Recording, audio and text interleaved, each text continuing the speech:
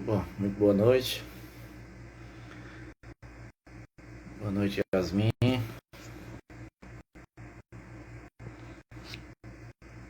Ajeitando aqui, organizando.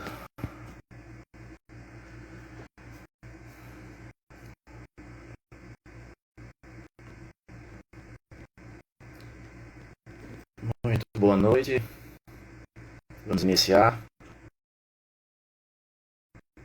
mais uma live no Coletivo Girassóis Espíritas pelo Bem Comum. Ângela, boa noite.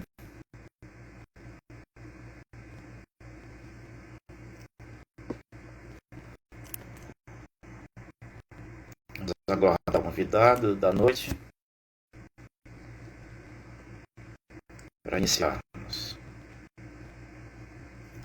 Muito boa noite a todos.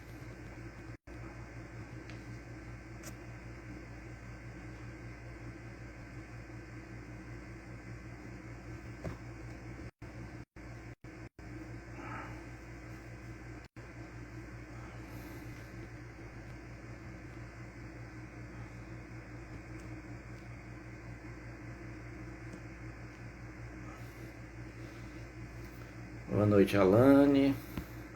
Só aguardar aqui o nosso amigo Eduardo Lima.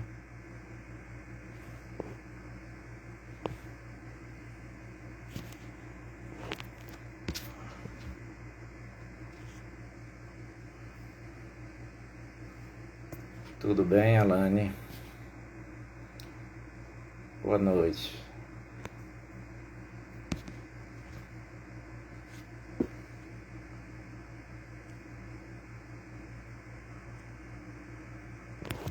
Estamos iniciando mais uma live no Coletivo Girassóis Espíritas pelo Bem Comum. Nosso projeto Vamos Conversar, sempre trazendo temas da atualidade para conversarmos com a ótica da doutrina espírita, né? Só mais um instante.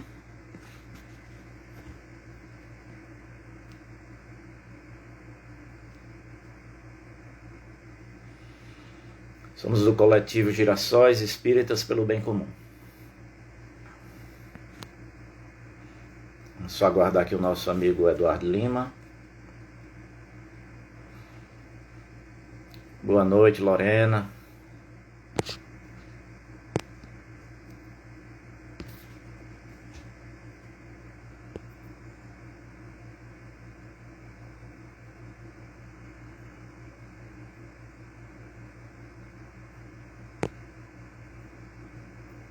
Vamos chamar o nosso amigo Eduardo.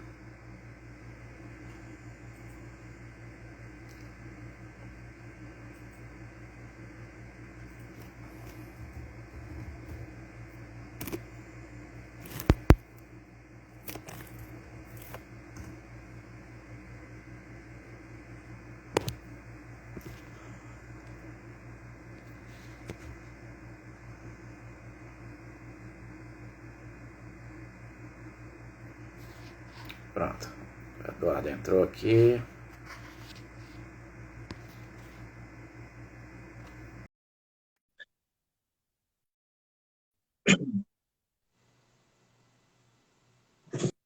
Opa!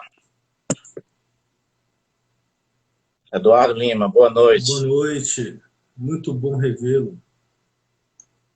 Tudo bem, né? Tudo ótimo. Uma grande alegria ter o amigo nesse espaço do nosso Coletivo Girassóis Espíritas pelo Bem Comum. E hoje vamos conversar, não é, Eduardo? Vamos sim, olha, muito bom rever vocês, muito bom, estou em casa, né? Estou com vocês, estou bem. Beleza, Eduardo. Esse nosso espaço do Coletivo Girassóis Espíritas pelo Bem Comum objetiva conversarmos conversarmos sobre os temas do dia a dia, os temas da atualidade, aquilo que nos incomoda, aquilo que nos aflige.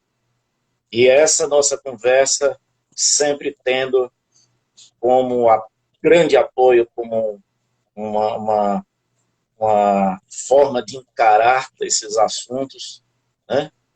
A doutrina espírita, que tanto tem a nos auxiliar. Então, seja bem-vindo, Eduardo. Na noite de hoje, a ideia é conversarmos sobre século XXI, Espiritismo e Ecologia. Né? Espiritismo e Ecologia. Precisamos muito conversar sobre esse tema, não é, Eduardo? Muitíssimo. São tempos pesados, né, meu amigo? Precisamos muito. Inclusive, quem ainda não curtiu, curta o Facebook Espiritismo e Ecologia. Tá? Existem alguns, eu administro um. Bom, é uma floresta lá, Espiritismo e Ecologia, e com aquela letra, né? Curtam, conheçam. Ô, Eduardo, eu estava fazendo assim, uma busca no YouTube, curiosidade, fiz assim, né? Aquela busca, botei a seguinte chave de pesquisa: Espiritismo e Ecologia, certo? Uhum. Pouquíssimas palestras, pouquíssimos vídeos, né? Pouquíssimos.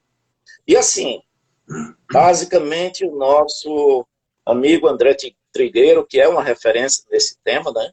Um grande expositor. Grande espírito. É isso. Atualmente, o meu expositor predileto é ele. Isso, muito bom, muito bom. Então, basicamente, quando eu fiz essa pesquisa, Espiritismo e Ecologia, basicamente o André Trigueiro. Né? Aí tentei outros. Tentei Ecologia na visão espírita, Ecologia sob a ótica espírita. Novamente André Trigueiro. Meu amigo, é assim bem sintomático isso. Eu acho que não se conversa muito no movimento espírita sobre algo tão importante, algo que incomoda tanto a todos nós, e com tanta pontos de ligação com a doutrina espírita, mas tema ecologia pouco se fala, Alex, pouco se conversa, pouco se expõe. Isso é sintoma de uma perspectiva maior, que tem vários pontos que nós devemos destacar. 2 anos atrás, nós descobrimos uma parte significativa, não a maioria, mas uma parte significativa do movimento espírita, vamos dizer 40%, né, tem uma profunda incompreensão do que é ser espírita em vários níveis. Em termos teológicos, Alex, nós não trabalhamos com nenhuma perspectiva de graça, como nossos irmãos evangélicos, como nós, os nossos irmãos protestantes. Nós, espíritas, trabalhamos com o cristianismo. E quando perguntaram ao Cristo, quando perguntaram a Jesus qual é o principal mandamento, ele falou do amor próximo, e perguntaram, não satisfeitos, quem é o próximo? E o próximo é o bom samaritano, um pária da sociedade que age. Então, o próximo é aquele que age em prol da sociedade. Nós, espíritas, como cristãos, nós temos uma reforma íntima, mas também temos uma missão social, Alex. E essa, portanto, nós não temos uma fé contemplativa, nós não temos uma fé hedonista, não temos uma fé muito menos nihilista, temos uma fé de ação. E essa ação, ela não vem também através dos espíritos superiores que farão algo por nós. Esta ação vem de nós mesmos, todos os dias batalhando na sociedade. Então nós temos as nossas lutas internas, mas temos as nossas lutas externas. E a perspectiva ecológica está dentro desse grande paradigma que é a ação espírita, que deve orientar a nossa fé, Alex. Então, infelizmente, alguns espíritas não compreendem. Não, vamos fazer apenas a caridade aqui, não vamos ter uma perspectiva social que se transforma até, inclusive, em ação política também, sobretudo. Não existe essa separação, nunca houve na história da humanidade. Então, o espiritismo e a ecologia, ele está dentro dessa perspectiva teológica e também dentro da cientificidade da doutrina espírita. Quem, Alex? Quem, nesses tempos obscurantistas, chegando no século XXI, com um movimento anti-vacina, chegando no século XXI, debatendo o óbvio, coisas que deveriam ter ficado no lixo na história, na década de 40, no máximo, ter permanecido até a década de 50, estamos em 2021, falando de movimento anti-vacina. Então, a ecologia faz parte de uma consciência científica que todo espírita deve ter de se preocupar com os dados oficiais, com o que nós estamos fazendo com a natureza. E o terceiro ponto, Alex, a ecologia por si mesma, ela é fundamental.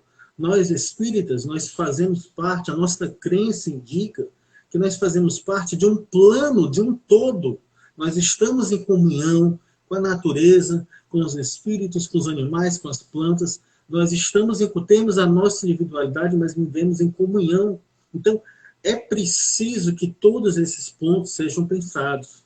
Então, voltando para o começo do seu argumento, infelizmente, poucos se preocupam com isso. E realmente, tem o André Trigueiro, que escreveu, inclusive, se eu não me engano, 2 livros maravilhosos sobre o tema, palestras sobre o tema há muitos anos, Levanta a Bandeira. Então, sem dúvida, infelizmente, nós temos que ter mais atenção para esse ponto, sim. O que você falou agora, essa compreensão verdadeira do espiritismo, essa compreensão integral, infelizmente ainda falta muito, né, para a grande maioria dos espíritas. Essa visão das causas, do coletivo, né? Aliás, somos os girassóis espíritas pelo bem comum. Né? Levantamos a bandeira de diversas causas que é para o bem comum. Ecologia, com certeza, é uma dessas grandes causas que nós espíritas devemos abraçar e devemos, nesse século XXI, defender. Né? Temos que conversar muito sobre as questões relativas à ecologia. Eu estava exatamente... Inclusive, Alex, ela deveria ser um tema suprapartidário. Ela deveria ser um tema universal. Não, é porque nessa nossa atual situação, infelizmente, né, existe um lado político que quer demonizar, confundir, obscurecer um debate ecológico. A direita também deveria se preocupar com o debate ecológico. E isso é uma pauta acima, uma pauta que faz parte do todo, do nosso paradigma enquanto seres humanos. Sim, vamos conversar. É para ser uma pauta de todos, porque as consequências, nós vamos conversar um pouco mais sobre isso mais à frente, as consequências todos nós sentimos, né? Sim. As consequências do não respeito ao nosso meio ambiente, a uma proteção maior, né, de tudo que está relacionado ao nosso planeta. Sofremos as consequências. Desculpa, Alex. Assim, toda vida que a gente conversa, Alex, é tão descontraído, tão leve, mas esses assuntos deixam a gente tão sérios, né, Alex? Eu não tô vendo as pessoas, perdão, que estão mandando os coraçõezinhos. Quero mandar um beijo para todo mundo, um abraço, tá? Eu não estou enxergando, estou no meu celular. Obrigado por estar assistindo. Não estou vendo vocês, mas um grande abraço. Olha os coraçõezinhos aí. Sejam bem-vindos todos que estão chegando. Estamos na nossa conversa, Coletivo Girassóis Espíritas pelo Bem Comum. Hoje, o nosso amigo Eduardo Lima, conversando sobre espiritismo e ecologia, século XXI, espiritismo e ecologia. Eduardo, exatamente no André Trigueiro, ele levanta uma questão bem interessante, que, falando exatamente sobre o surgimento dessa ciência chamada ecologia, surgiu graças aos estudos, né, de um alemão que era contemporâneo de Kardec. Em 1866, ele, também como Kardec, né, cunhou essa expressão, é uma palavra nova. Em 1866, o Ernest Haeckel, não sei como é a pronúncia, formulou para o mundo, né, essa ciência aí, para esse estudo, né, de todas as relações entre os seres vivos, o meio ambiente, né, essa grande proposta aí para a humanidade, contemporâneo de Kardec. Eu fiquei pensando assim, puxa vida, um grande esforço do mundo espiritual, trazendo para o mundo grandes almas, né, grandes espíritos, para formular para o mundo novas propostas, né? Preparar o mundo para um novo período, um novo momento. Né? Vivemos um século XXI, nós vivemos retrocesso, né? Profundos retrocessos.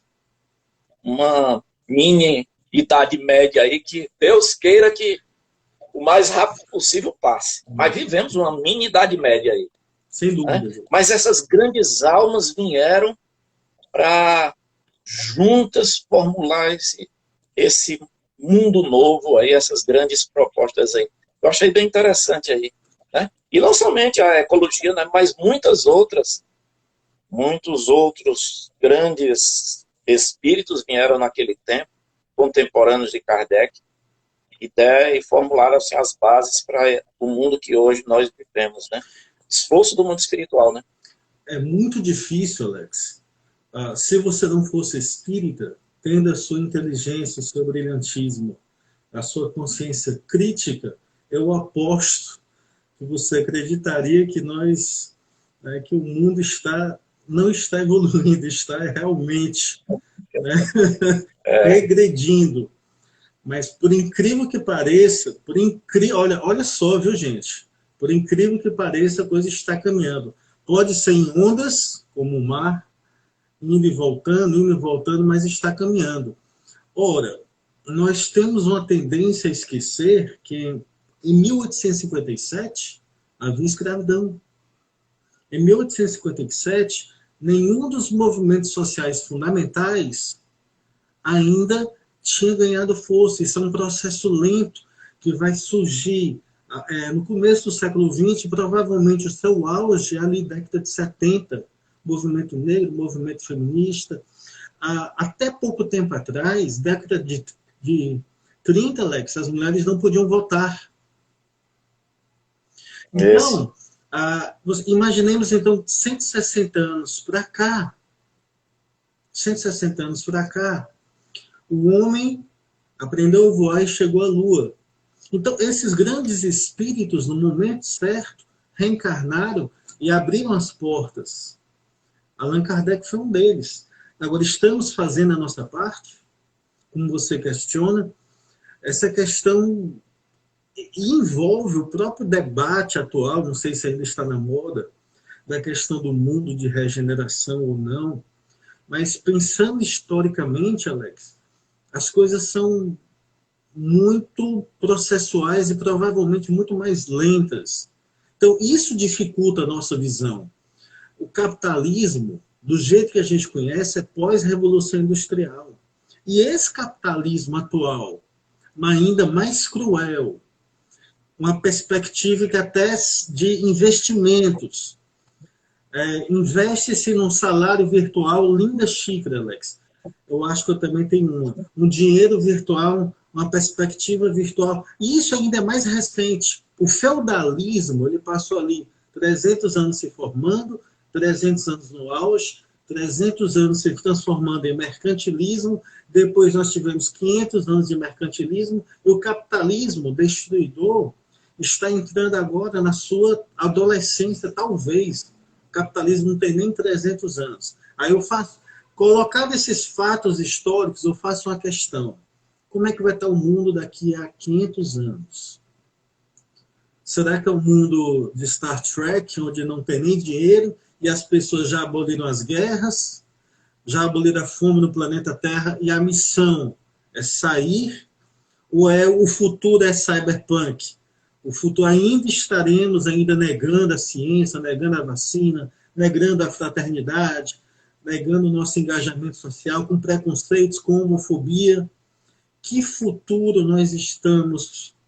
Cabe a nós construir esse futuro. Agora, repito, perspectivas históricas aí estão muito bem colocadas. E o nosso desafio está posto.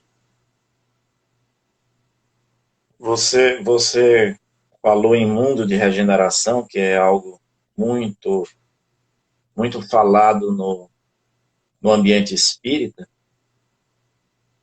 E como ter um mundo de regeneração se estamos destruindo o mundo?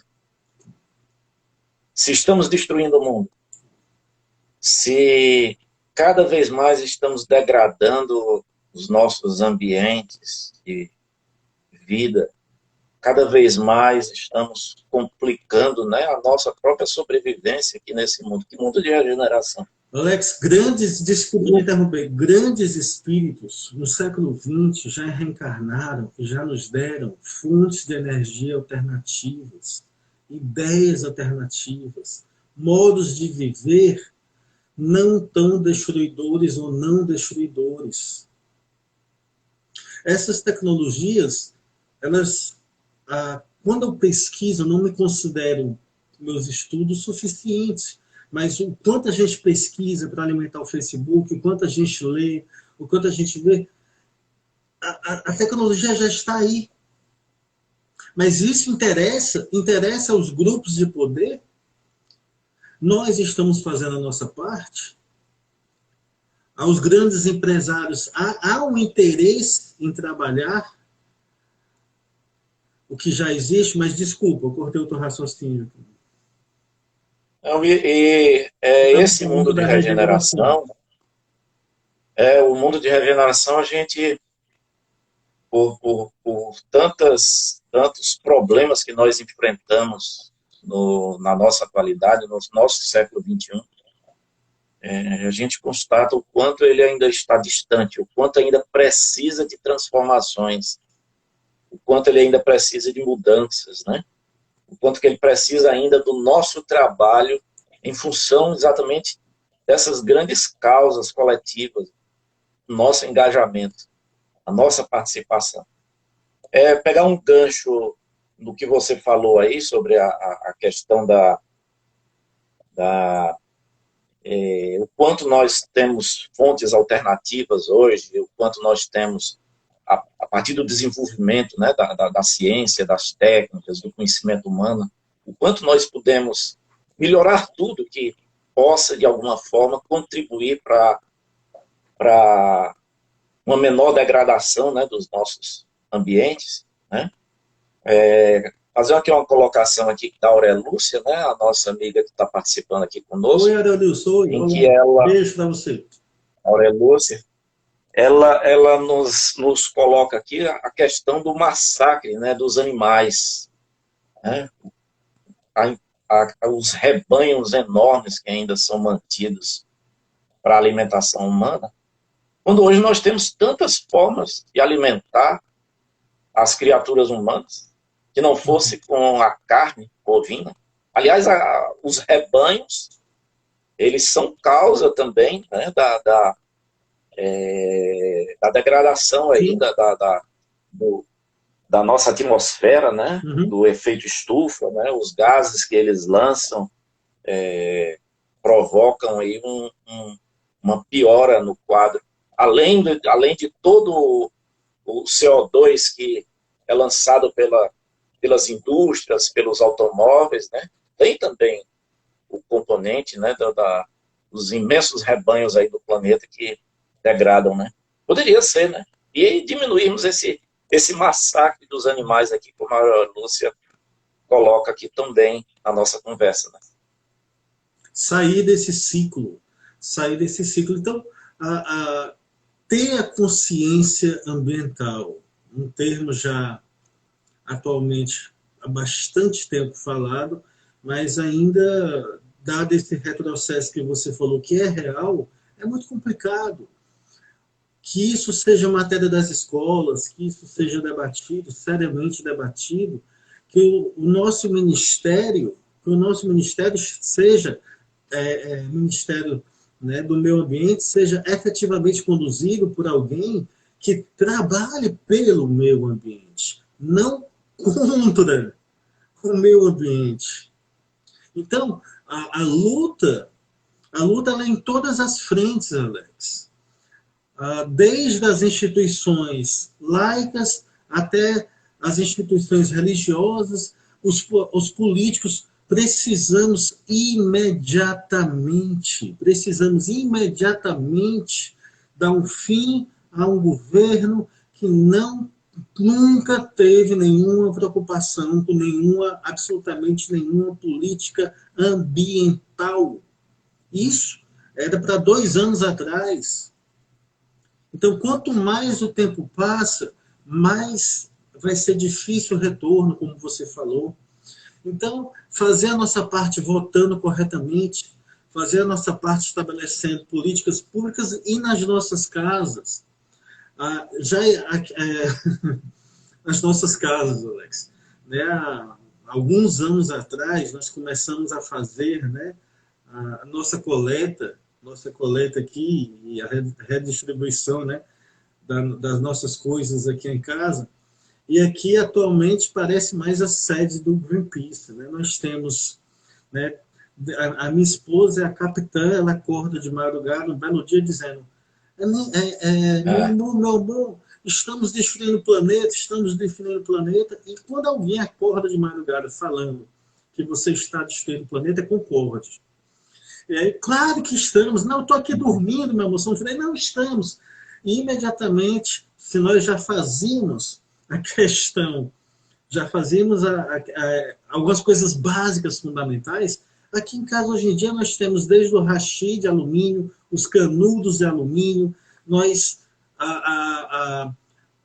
coisas pessoais dela, desde shampoo, coisas mais íntimas dela, sabonete, que ela compra tudo em nada que possua, nenhum produto que possua algum elemento que seja nocivo à natureza. Eu demorei para me acostumar, porque eu gosto muito de perfumes, e ela dizia: não, esse produto aí mais cheiroso, ele ataca a natureza.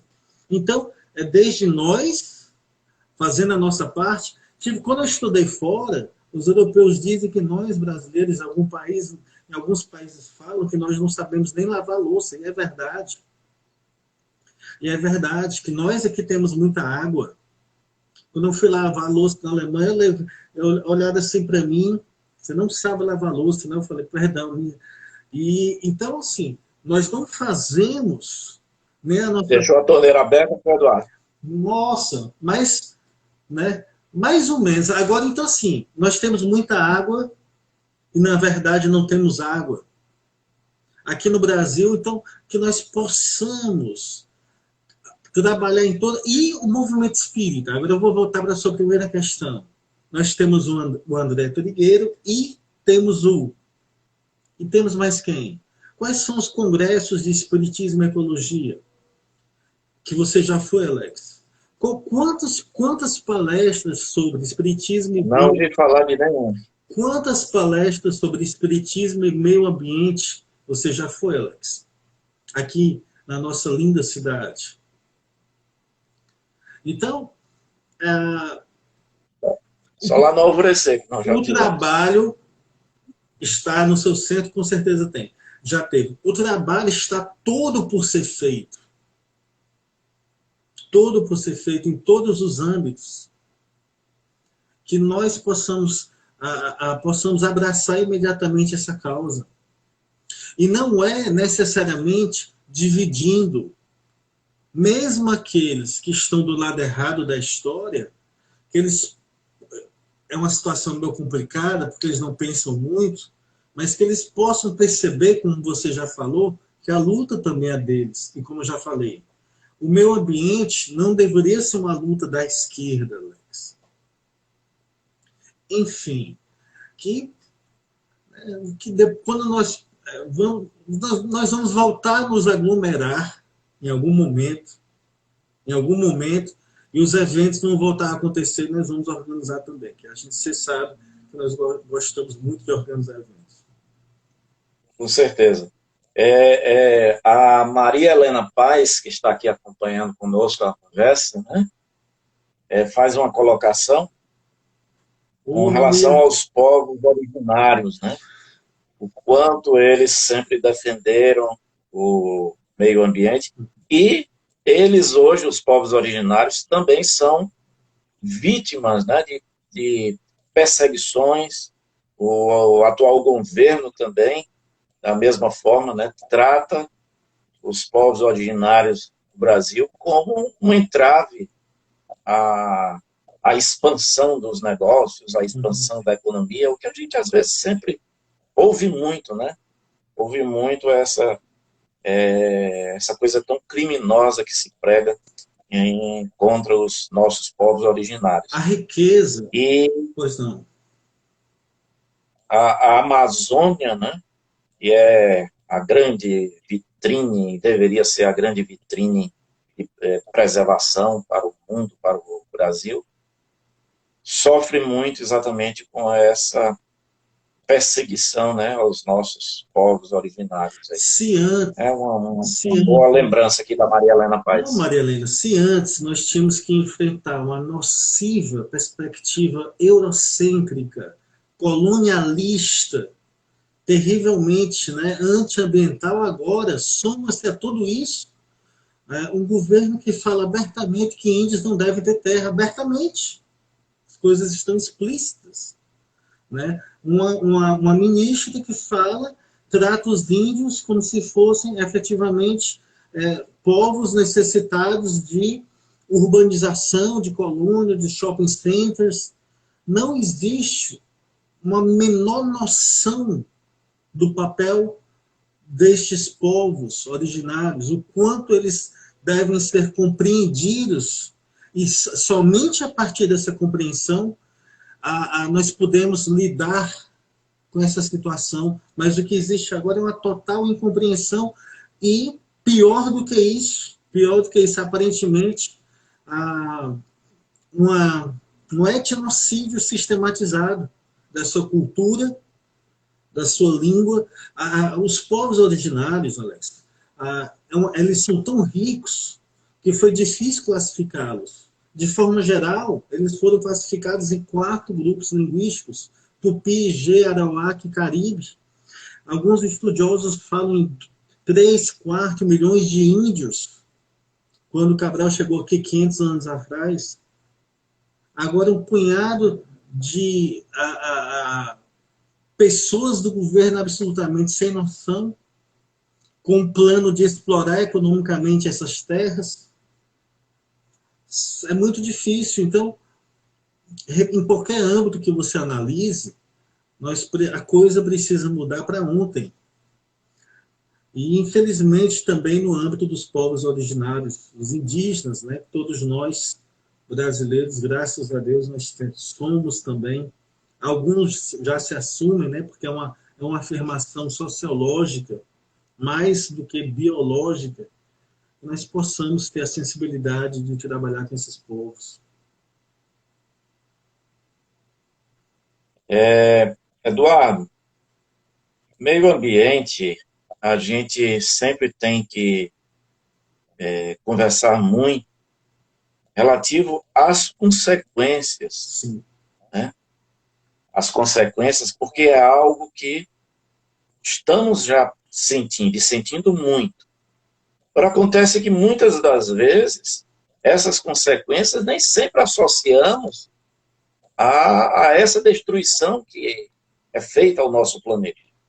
Você falou em água, né? Aliás, a Josélia perguntou aqui se você aprendeu a lavar louça.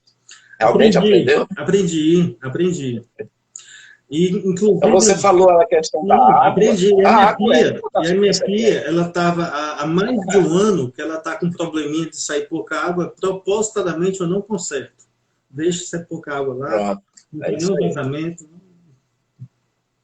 A questão hídrica é uma das grandes consequências que nós sentimos na pele, né? E está relacionado com toda a degradação do nosso meio ambiente. É a falta de água, não somente da água que vai para as nossas casas, né? Mas a água, por exemplo, hoje o Brasil está numa crise energética, porque a dependência é muito grande.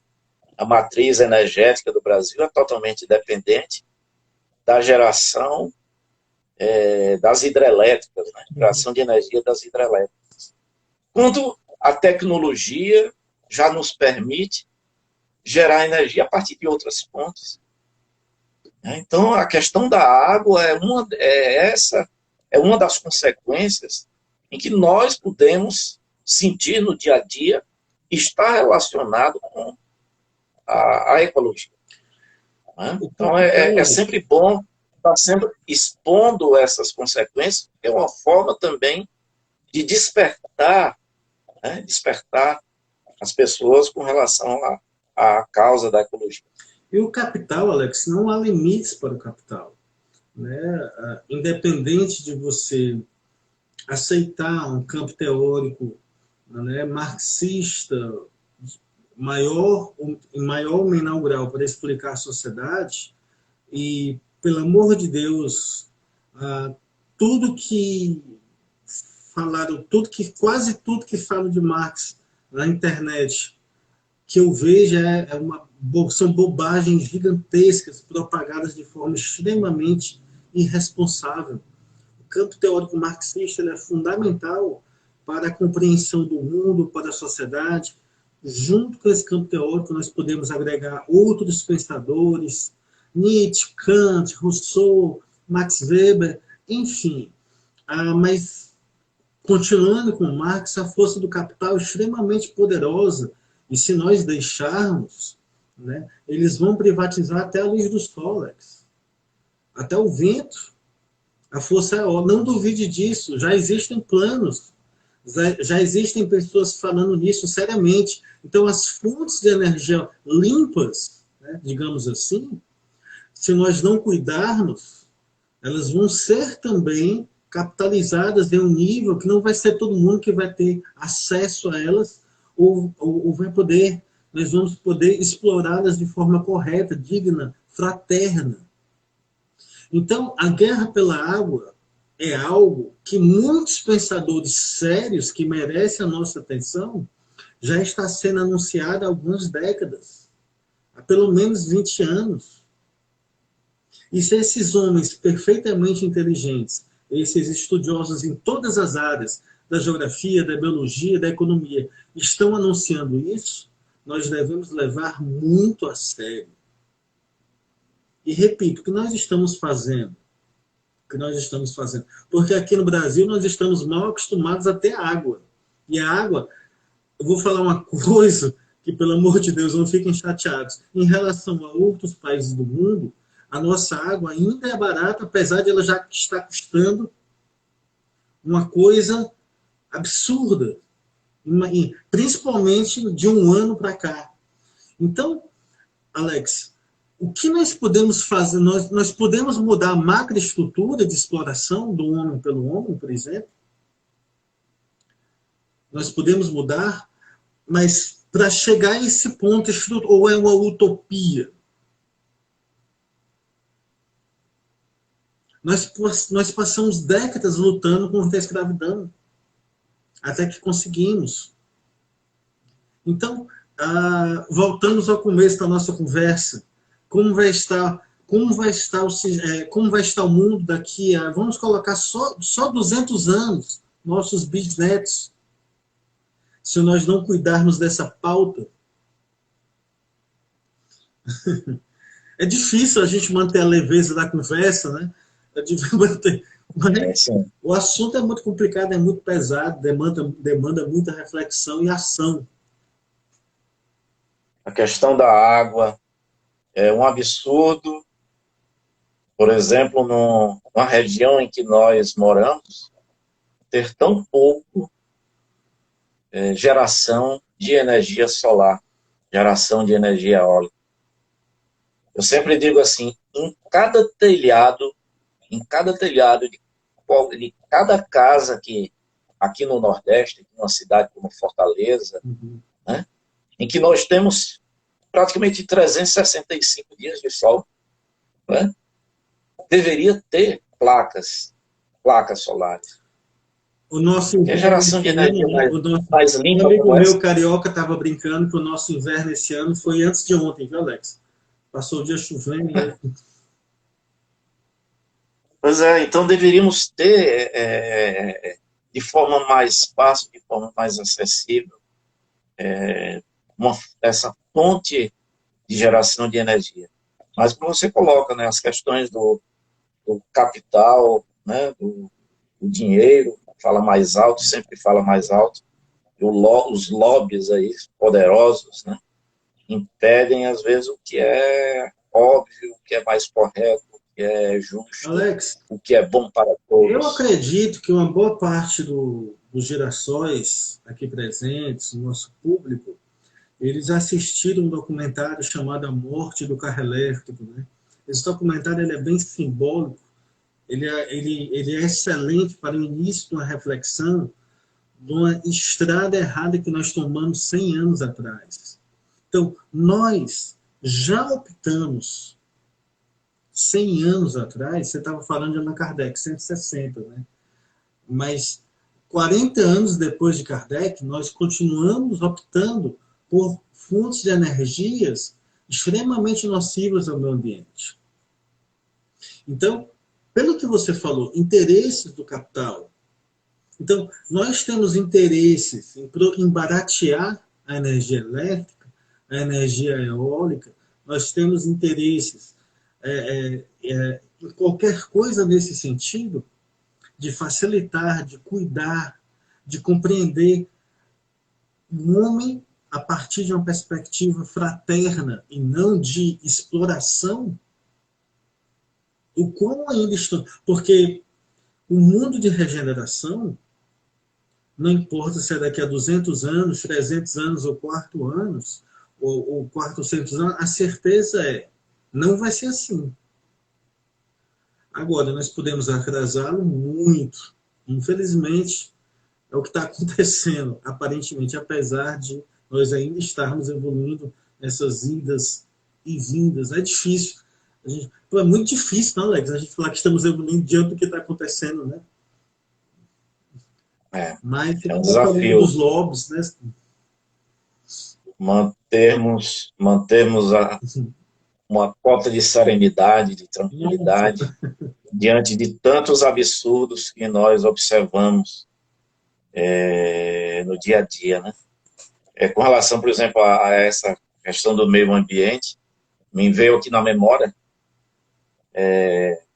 aquela reunião ministerial em que o ministro do meio ambiente coloca que aproveitar o instante em que todo mundo só falava de Covid Para passar a. passar a boiada.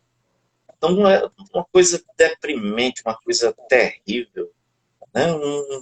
Uma fala de um ministro do meio ambiente dessa aí, claramente a gente vê que ele está ali para destruir mesmo, para desregulamentar o pouco que existe de proteção, o pouco que existe de regramento. O olhar do Taixa, né? O olhar do ministro, então Olhado ministro atrás, da Saúde Taixa, aquele olhar dele entrou para a história, viu, Alex? Ele olhou entrou para a assim, história. onde é que eu estou? Ele, Onde é que eu estou? O que é que eu estou? Onde estou? aquele olhar foi significativo demais, né? Onde foi que eu fui me meter? Onde é que eu Que fui? circo de horrores é Que esse? circo de Né? horrores é esse? Que circo de horrores.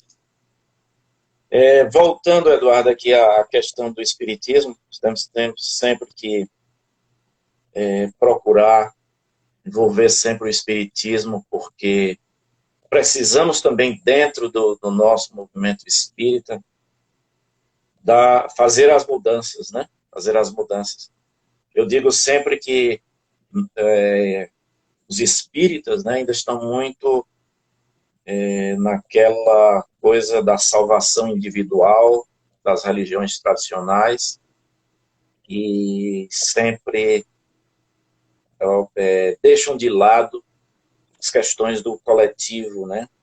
As questões das mudanças, das transformações sociais, vai se deixando de lado todas essas grandes questões e assim, aquela coisa bem egoística, né? Eu quero me salvar. Né? E o mundo, o tal do mundo de regeneração, né? Ficando realmente muito distante. No Espiritismo, Eduardo, você acha que o Espiritismo de Kardec, que sempre colocou a ciência no topo, né? Pode continuar ainda a ignorar essa questão ambiental?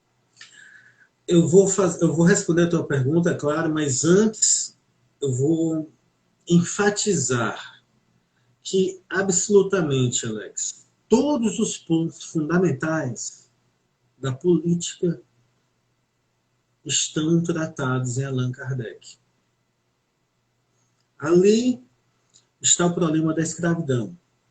O problema da escravidão, à época de Kardec, provavelmente, Alex, era a questão política mais importante do Império, por exemplo, do mundo, da Inglaterra. O mundo que estava ali descobrindo a Revolução Industrial, o Brasil, no nosso caso, insistindo em uma posição conservadora e escravocrata. Em Allan Kardec, nós temos a questão das mulheres. Em Allan Kardec, portanto, existe a perspectiva do feminismo, da igualdade de direitos entre homens e mulheres. Claramente, isso não está implícito. Em Allan Kardec, nós temos claramente a questão da aposentadoria. Em Kardec, nós temos claramente a questão do desarmamento. Em Allan Kardec, nós temos claramente a questão da pena de morte. Em Allan Kardec, nós temos claramente a questão ecológica. Vou dizer mais uma vez, todos esses pontos já presentes no Livro dos Espíritos não estão implícitos. Não é necessário uma exegese, uma hermenêutica, uma leitura sofisticada, não está lá. Nós podemos indicar as páginas. Peçam-nos. Igualdade entre homens e mulheres, fim da escravidão, desarmamento, duelo. Não vamos nem falar em absurdo de tortura, né, Alex? Não vamos nem imaginar defesa de tortura, enfim. Está tudo lá claramente. Agora, como você falou muito bem, nós ainda temos dentro de nós, talvez, essa perspectiva da graça, salvação individual. Nós ainda temos dentro de nós, isso se transforma em reforma íntima.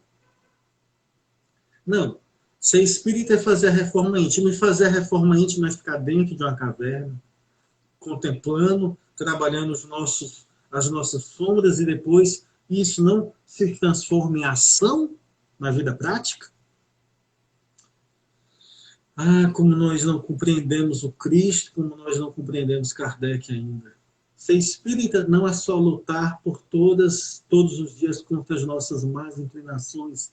Ser espírita é lutar todos os dias contra as nossas más inclinações e colocar em prática as nossas lutas. É a caridade.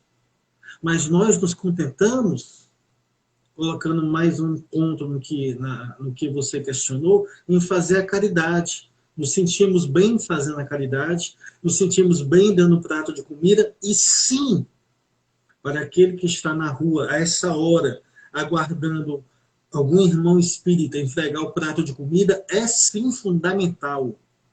Mas a luta do espírita deve, junto com o prato de comida, lutar para que ele não tenha fome, Alex. Então, a caridade sem ação não é nada. Então, que o discurso ecológico possa se transformar em ações, em atos. E imediatamente todos nós, aqui com meus canudos de alumínio, com os meus objetos que não poluem a natureza, com os meus produtos, com a nossa, na forma como a gente se comporta politicamente, nós não somos uma fé da graça, da contemplação, somente da reforma íntima. Nós, espíritas, que gostamos de dizer que nós somos verdadeiros cristãos e os outros não são, é terrível se nós que temos essa compreensão, é terrível se nós não entendermos a verdadeira essência do cristianismo enquanto ação prática ali naquele momento na sociedade.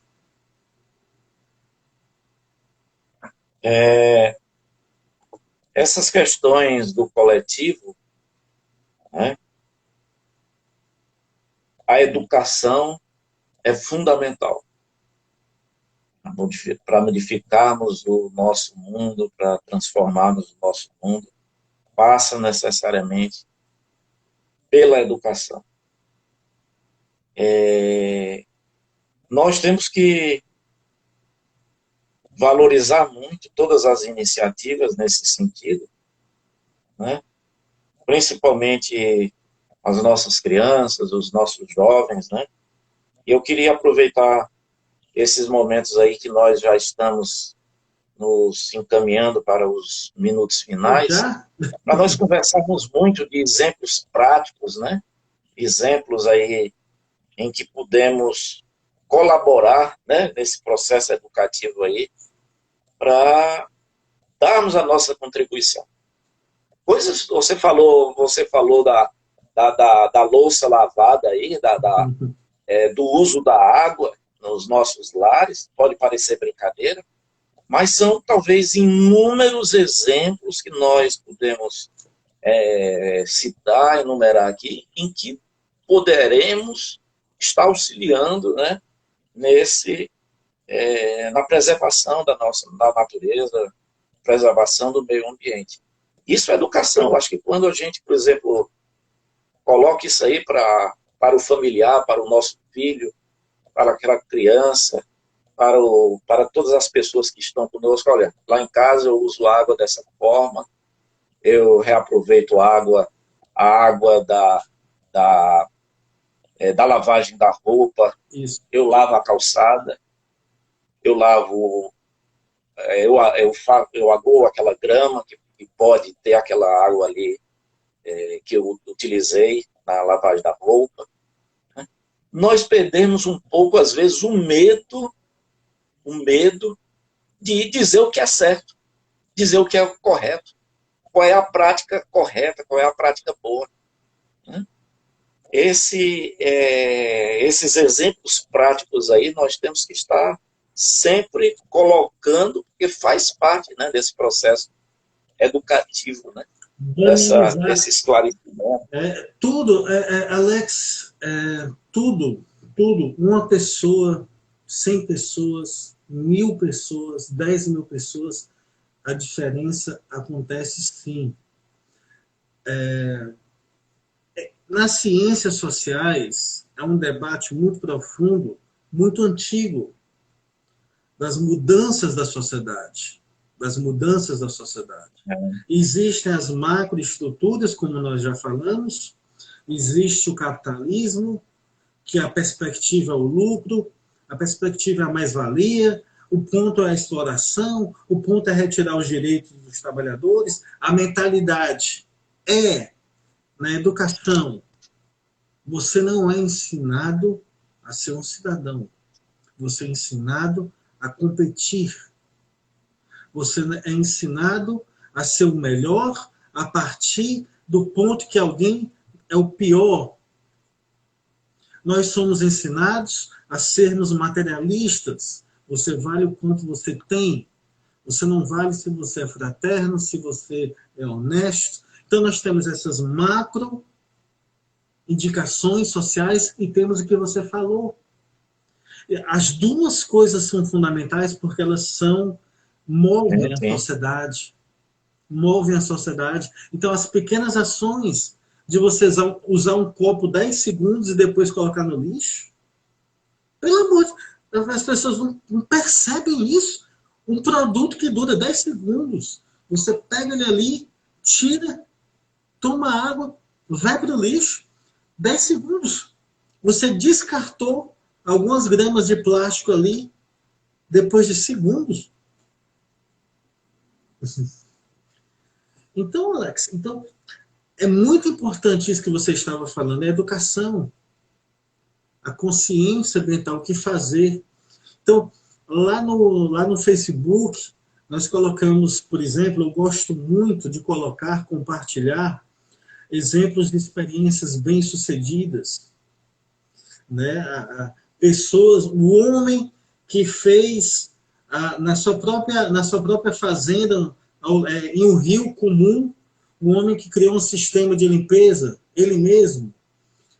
Um outro que, junto com pessoas amigas, limparam a praia, estabeleceram novas regras. Outros que cultivaram uma horta em um local onde era um lixão. Esses exemplos de comunidades individuais e comunidades, nós sempre colocamos lá no nosso Facebook.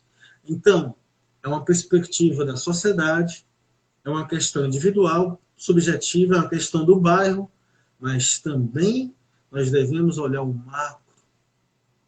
O que fazer?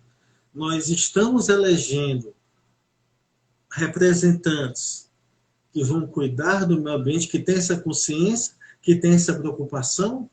O que é que nós estamos fazendo? Esse equilíbrio é fundamental. Olha, nós estamos debatendo sociologicamente. Vai terminar, pouco falamos, digamos assim, da moral cristã. Pouco debatemos do ponto. Alguém pode abrir a boca para dizer, eu sou cristão, e não ter um cuidado ambiental, pensando exclusivamente em termos morais, a universal e atemporal moral cristã do amor ao próximo. Como é que você ama o próximo destruindo o meio ambiente? Não faz sentido, Alex. Então, a educação é fundamental. E esse é um dos pontos que o Paulo Freire falou, que o Marx falou, todos os grandes pensadores da humanidade, desde Voltaire, lá no Iluminismo, que preparou o caminho para Allan Kardec. Antes de Allan Kardec, esse debate já estava posto. O nosso querido Bezerra de Menezes, político, poucas pessoas falam isso, o André Trigueiro fala, o nosso conterrâneo cearense Bezerra de Menezes, políticos, temos dezenas de palestras dele, políticas, falando sobre o meio ambiente. E aí, quantas pessoas se dizem, essa expressão é maravilhosa, né? Devotas de Bezerra de Menezes, espíritas, e não se atentam para isso? Bezerra de Menezes já falava nesse assunto. E falava com muita propriedade, muita verdade. Então, Alex, que em qualquer âmbito que nós possamos imaginar, o assunto é fundamental, o assunto é premente. E eu fico muito feliz em poder conversar com você sobre isso. Fico muito feliz com o convite, Alex. Que a gente possa se... Muito obrigado, Eduardo. Nós que agradecemos. E vamos colocar essa nossa conversa no YouTube. Para contribuir. Você vai ficar famoso, viu, Alex? Você vai ficar famoso. Vamos colocar no YouTube, porque precisamos deixar registrados as conversas, né, sobre ecologia, as conversas sobre todas essas grandes questões que o Coletivo Girassóis Espíritas pelo Bem Comum vem levantando aqui ao longo das terças-feiras, né? Eduardo, gostaria de agradecer muito a você.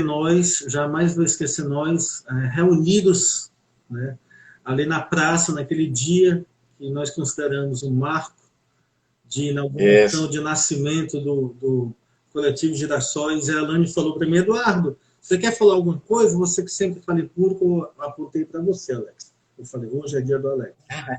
Provavelmente você fez a primeira palestra pública lá do Coletivo Gerações, naquela praça maravilhosa. Eu fui o culpado, viu, Alex? O Alex é o cara. Pois é. Então, E hoje estamos aqui, né? hoje estamos Hoje aqui. estamos aqui conversando sobre a ecologia, espiritismo, século XXI. Curtam o Facebook, comprem o livro do André Trigueiro, curtam o Facebook. Vocês que estão assistindo, providenciem mais palestras, mais debates sobre esse tema, que os centros espíritas possam, de alguma forma, tentarem ser, a palavra eu acho que não é nem mais sustentável, mas vamos usar essa palavra, parece que já tem outros termos, conceitos melhores, mas que os centros espíritas possam ser sustentáveis e que essa preocupação ecológica ganhe mais força, porque não haverá, Alex, mundo de regeneração sem essa consciência. Talvez sem essa consciência, aliás, talvez não, aliás, sem essa consciência, não haverá nem mundo. Aliás, se formos os mansos que nos diz o Evangelho do Cristo, como é que poderemos herdar essa terra? Né? Que terra iremos herdar? Que terra iremos herdar? Né? Eduardo, muito obrigado. Muito obrigado. Que a preocupação com o meio ambiente esteja realmente presente nas nossas instituições espíritas. Levemos isso para as crianças que participam dos nossos grupos espíritas. Né? Criança é sempre uma grande esperança, né, de que as mudanças, né, sejam plantadas naquela mente infantil, naquele espírito que está vindo, né, e que venha com toda com toda a força, né, com todo o entusiasmo para as mudanças que o nosso mundo precisa. Plantarmos isso nos nossos jovens espíritas para que possam contribuir mais.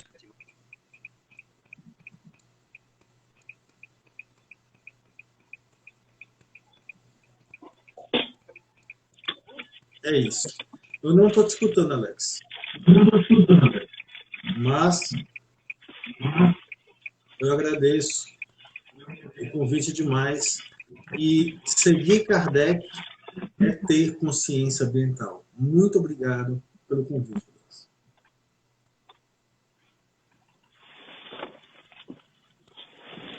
Fiquem com Deus.